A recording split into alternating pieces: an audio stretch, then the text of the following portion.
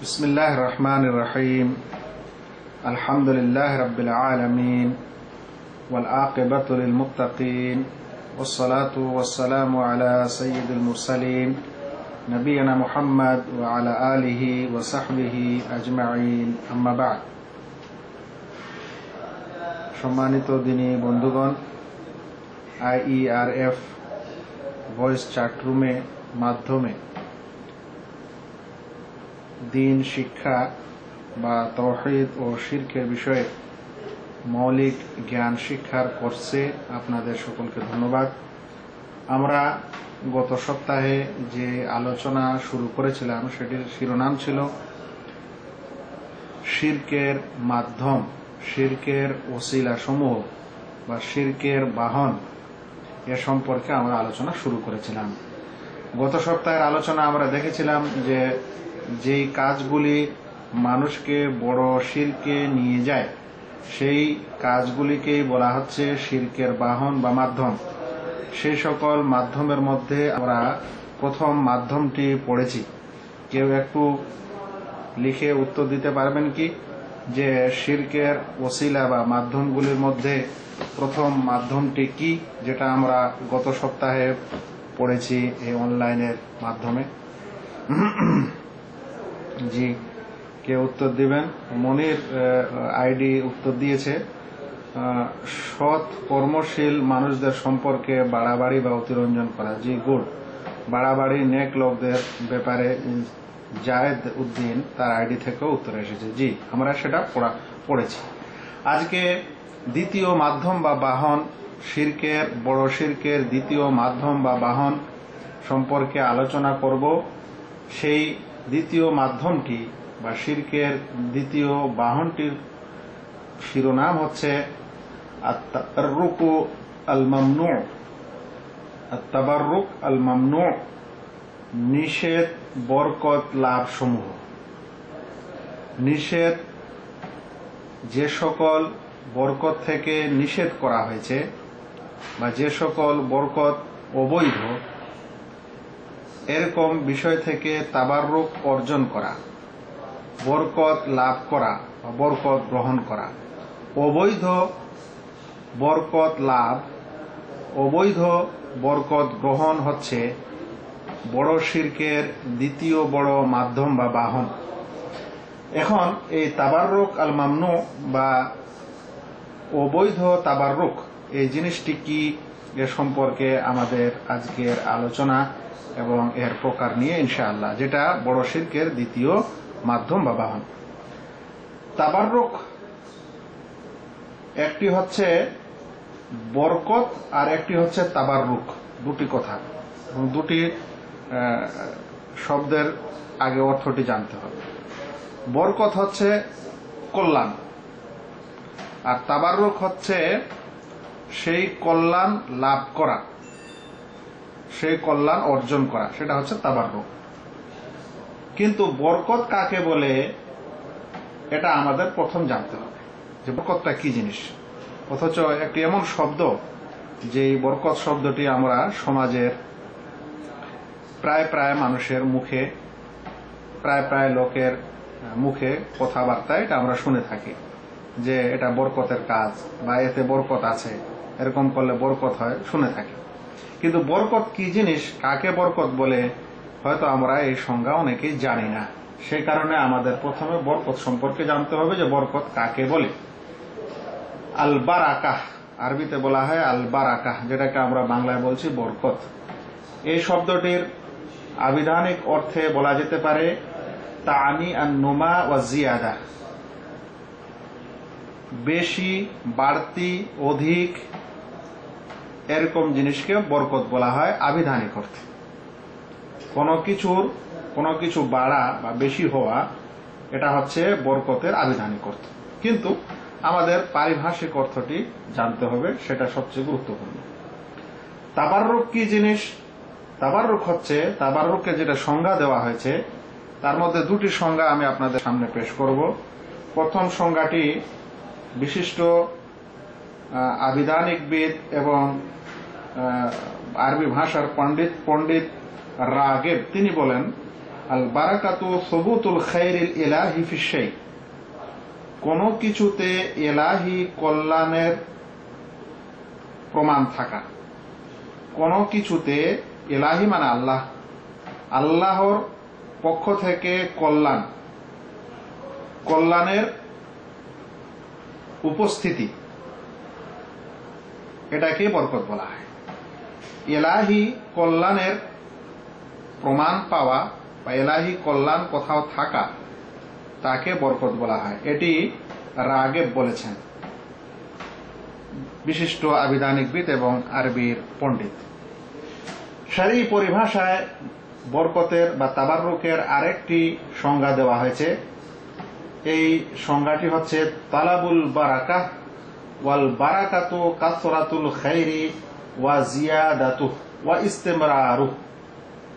বারাকা কি জিনিস বা বরকত কি জিনিস? তো বলছে কাসরাতুল খায়র, কল্যাণের আধিক্য, মানে অধিক কল্যাণ, ওয়া জিয়াদাতুহু এবং তা বেশি হওয়া, ওয়া ইস্তিমরারুহু এবং তা ধারাবাহিকভাবে থাকা। কল্যাণের অধিক কল্যাণ, তা বেশি হওয়া এবং বরাবর ধারাবাহিকভাবে কল্যাণ এর উপস্থিতি, কল্যাণ থাকা, কল্যাণের বিদ্যমান থাকা, একে বরকত বলা হয়। তাহলে আমরা বরকতের আবিধানিক ও পারিভাষিক অর্থ শুনলাম। আবিধানিক অর্থে বরকত হচ্ছে কোনো কিছুর বৃদ্ধি হওয়া, কল্যাণ বৃদ্ধি হওয়া, বেশি হওয়া। পারিভাষিক অর্থে বরকত হচ্ছে কাসরাতুল খায়র ওয়া জিয়াদাতুহু, কল্যাণ বেশি হওয়া, অধিক হওয়া এবং তা ধারাবাহিকভাবে কোনো কিছুতে বিদ্যমান থাকা। একে কি বলা হয়? বরকত বা তাবাররুক বলা হয়। এ বিষয়ে যদি কেউ অধিক জ্ঞান নিতে চায় এই বরকত শব্দটি সম্পর্কে, তাহলে দেখতে পারে মুআজাম ও মাকাইসিল লোগা প্রথম খণ্ড 230 পৃষ্ঠা, তাহযিবুল লোগা দশম খণ্ড 231 পৃষ্ঠা, মিসবাহ তাতেও দেখতে পারে, এবং বাদাইউল ফাওয়ায়েদ দ্বিতীয় খণ্ড 182 থেকে 183 নম্বর পৃষ্ঠা, আরো ইত্যাদি বই পুস্তকে দেখতে পারে। তো এটা ছিল বরকতের সংজ্ঞা। আচ্ছা, এক ভাই লিখছেন শোনা যাচ্ছে না। আসলে কি মাইক শোনা যাচ্ছে না? জি, শোনা যাচ্ছে। ভাই, যদি শোনা না যায়, একজনকে শোনা না যায়, তার মানে আপনার মাঝে কিছু সমস্যা আছে। সেই জন্য আমাকে ডিস্টার্ব করেন না। আপনারা নিজের বন্ধুকেই বলেন, ভলেন্টিয়ার ভাইকে বলেন যে আমি শুনছি না। আমাকে যদি ডিস্টার্ব করেন তো ক্লাস ডিস্টার্ব হয়ে যাবে, লিঙ্ক ছুটে যাবে। সেই জন্য ভাই আপনি জেনে নিন যে মানে ডিস্টার্বটা আমার এখানে না, অন্যের কাছে। যাই হোক, বরকতের সংজ্ঞার পর আমরা একটু অল্প বরকতের ইতিহাস শুনব। এই ইতিহাস হলো এই যে আরবের মুশরিক যারা মূর্তির পূজা করত, তাদের মধ্যে বরকত নেওয়ার একটা স্বভাব ছিল। তারা কিভাবে বরকত নিত?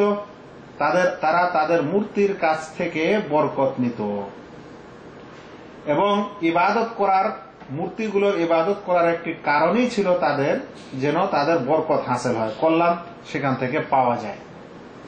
সে কারণে তাদের প্রথা ছিল যে সেই মূর্তিগুলোর সামনে কোনো কিছু রেখে, খাবার দাবার জিনিস রেখে পূজা পাঠ করার পর তাদের একটা বিশ্বাস হতো যে এখন এই সকল খাবার দাবারে বরকত চলে এসেছে ওই মূর্তিদের কাছ থেকে, কারণ মূর্তিটা হচ্ছে বরকতপূর্ণ। এটা ওদের আকীদা বা বিশ্বাস ছিল। এখনো সেই বিশ্বাস আমরা মূর্তি পূজকদের কাছে দেখতে পাই। তারাও মান্ডা, মতিচুর, কলা এবং অন্যান্য ফল ফ্রুট যা নিয়ে যাওয়ার পর মন্দিরের মূর্তির সামনে রেখে যে সকল পূজা পাঠ করার পর তারপরে তাদের একটা বিশ্বাস হয় এই পূজা পাঠের কারণে আমাদের ভগবান বলেন আর কিছু বলেন, তাদের কাছ থেকে কল্যাণ এসেছে এবং এই খাবার জিনিসগুলোতে বরকত এসেছে, যেটাকে তারা প্রসাদ নামে বিতরণ করে এবং মানুষ খুব শ্রদ্ধার সাথে সেটা নিয়ে খায়। তাহলে তারা মূর্তির কাছ থেকে বরকত পাওয়া যায় এই বিশ্বাস তাদের কাছে আছে এবং এখনো তারা করে থাকে। এই বিশ্বাসটি যদি আমরা মুসলিম সমাজের নামধারী লা ইলাহা ইল্লাল্লাহ কালেমা পাঠকারীদের মধ্যে দেখি, তাহলে সর্বপ্রথম এরকম আল্লাহ কোনো প্রমাণিত বিষয় ছাড়া কোন মাখলুকের মধ্যে বরকতের আশা করে বা বরকত আছে বিশ্বাস করে, সেটা ছিল রাফেজিরা, শিয়ারা। তারা কবরের কাছ থেকে বরকত নিয়েছে। আর সেই জিনিসটাই ধীরে ধীরে আমাদের সুফি সমাজ বা কবর মাজারি সমাজে বা মাজার পন্থীদের কাছে ঢুকে গেছে। মাজার পন্থীরা কিভাবে বরকত নেয়?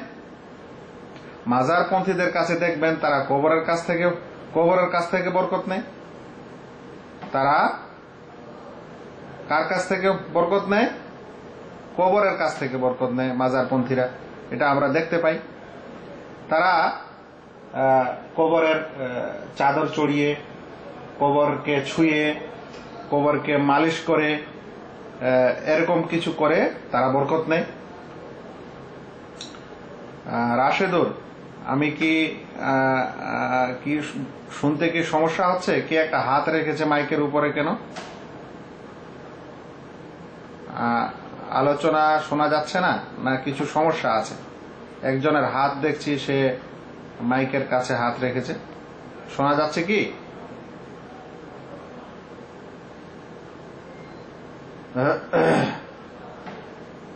জি ভাইরা, শোনা যাচ্ছে?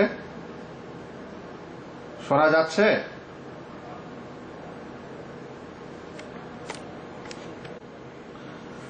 জি, তো আমরা বলছিলাম যে যেমন মক্কার মুশরিকদের মধ্যে মূর্তি থেকে বরকত নেওয়ার বিশ্বাস আছে, তেমন আমাদের যুগের মূর্তি পূজকদের মধ্যেও, এই যুগের মূর্তি পূজকদের মধ্যেও সব মান্ডা মতিচুর কলা অমুক তমুক দিয়ে যখন পূজা পাঠ হয়, তখন তারা ভাবে যে এখানে একটা বরকত ও কল্যাণ এসেছে, তারপরে তখন সেটা প্রসাদ মনে করে সবাই খুব আদর যত্ন ও ভালোবাসার সঙ্গে খায়, অনেক বিশ্বাসের সাথে।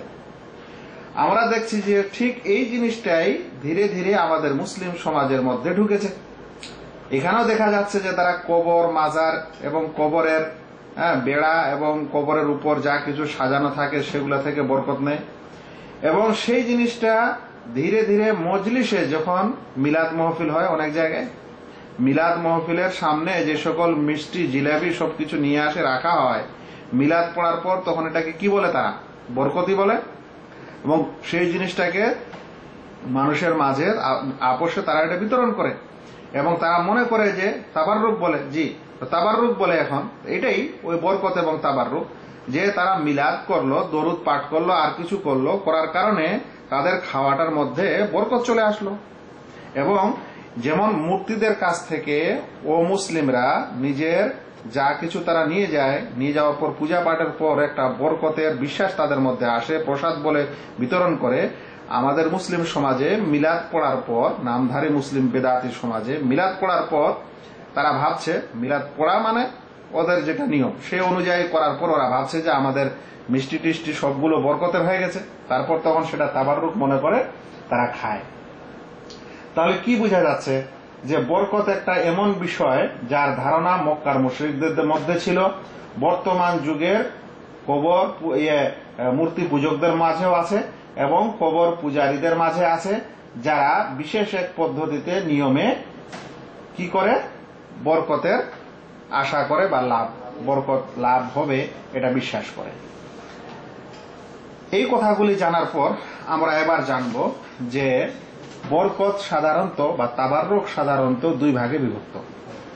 এটা তাবাররুকের বিধান মানে জায়েজ না জায়েজের দিকে লক্ষ্য করে তাবাররুক দুই ভাগে বিভক্ত। প্রথমটি হচ্ছে তাবাররুক মাশরু, বৈধ তাবাররুক মানে বৈধ বরকত। আর দ্বিতীয়টি হচ্ছে তাবাররুক মামনু বা অবৈধ বরকত। তাবাররুক কত ভাবে বিভক্ত মনির ভাই? তাবাররুক কত ভাগে বিভক্ত? তাবাররুক সাধারণত কত ভাগে বিভক্ত? কেউ শুনছেন? উত্তর দিবেন। দুই ভাগে বিভক্ত। জি জি, গুড। একটা হলো বৈধ তাবাররুক আর দ্বিতীয়টি হচ্ছে অবৈধ তাবাররুক। বৈধ তাবাররুক বা তাবাররুক মাশরু কি জিনিস? বৈধ তাবাররুক বলতে এমন তাবাররুক গুলিকে বুঝায় যেটা শরিয়ার দ্বারায় প্রমাণিত, ইসলামের দলিল প্রমাণ দ্বারায় প্রমাণিত, যেটা করলে বরকত পাওয়া যায়। বরকত পাওয়া যায় মানে কথার অর্থ কি হলো? অধিক কল্যাণ পাওয়া যায়, অধিক লাভ পাওয়া যায়। তো বরকত পাওয়া যায়, তাবাররুক পাওয়া যায়, এমন বিশ্বাস করা কোনো কিছুর মধ্যে যেটা শরিয়া বরকতের কারণ বলেছে বা তাবাররুকের কারণ বলেছে বা তাতে তাবাররুক আছে, বরকত আছে, এ কথা বলেছে। এরকম বিষয়গুলিকে